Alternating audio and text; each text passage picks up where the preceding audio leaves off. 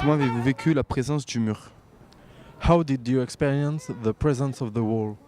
I was 10 years old when it was built, and I saw it in the Danish TV when they began building it, and my parents told me about it.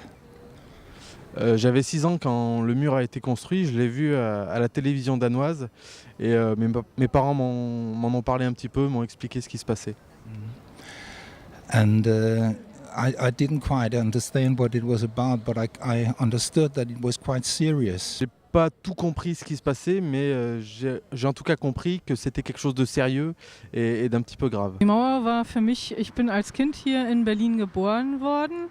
Die Mauer war für mich eine Störung für die ganze Kultur. Also mich hat immer sehr gestört, dass wir unsere Kulturen, also dass eine Kultur in zwei verschiedene gespalten worden ist. Und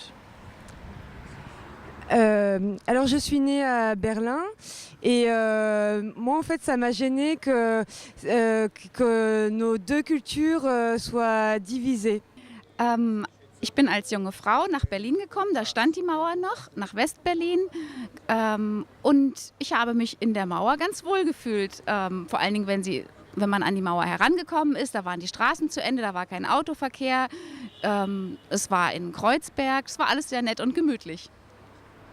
Je suis arrivée en tant que jeune femme à Berlin-Ouest, lorsqu'il y avait encore la présence du mur à Berlin. Et je m'y suis sentie très bien. Et même quand on était à proximité du mur, finalement c'était très calme. Il n'y avait pas trop de bruit, pas trop de voitures. Et donc je me suis sentie très bien. Ich bin ja in Berlin geboren und für mich war die Mauer Teil von Berlin, ganz normal. Also. Je suis née à Berlin et pour moi le mur c'était quelque chose de normal, ça appartenait à Berlin. Ich habe sogar als Kind immer gedacht, jede Stadt hat eine Mauer außenrum. Und es war erst später für mich sehr besonders zu sehen, dass man in anderen Städten einfach wegfahren kann und nicht an der Grenze stehen muss, weil das so normal für uns war hier in Berlin. J'ai même pensé qu'en fait des murs il y en avait dans toutes les villes, enfin autour des villes. Et du coup j'étais étonnée, c'était Warennerstand, ja? Ja. J'étais étonnée que dans les autres villes on pouvait circuler tout à fait normalement sans qu'il y ait de murs. Und die Westberliner durften am Anfang nicht in den Ostsektor bzw. in die DDR. Und als meine Großeltern gestorben waren, durften wir nicht zur Beerdigung. Das vergesse ich der DDR nie. Alors au départ, en fait, enfin, même après, les Allemands de l'Ouest ne pouvaient pas aller en RDA. Et lors de l'enterrement de mon grand-père, Ihr Opa ist gestorben oder wie? Ja, genau. Großeltern.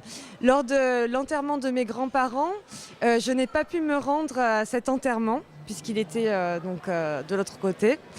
Et ça, je n'oublierai jamais, je ne le pardonnerai jamais à la RDA. Die Leute waren sowohl im Westen als auch im Osten sehr verzweifelt, als die Mauer gebaut worden ist. Les gens étaient désespérés que le mur a été construit, que ce soit dans l'Allemagne de l'Ouest ou dans l'Allemagne de l'Est. Und wie Sie ja bereits auch in Ihren Medien erfahren haben, sind viele bei der Flucht erschossen worden, die also von Ost nach West gegangen sind. Und es war eine furchtbare Zeit. Comme vous avez pu le voir dans les médias, il y a beaucoup de gens qui étaient à l'Est et qui ont voulu fuir vers l'Ouest et qui ont été tués. Et ça, c'était vraiment une période terrible.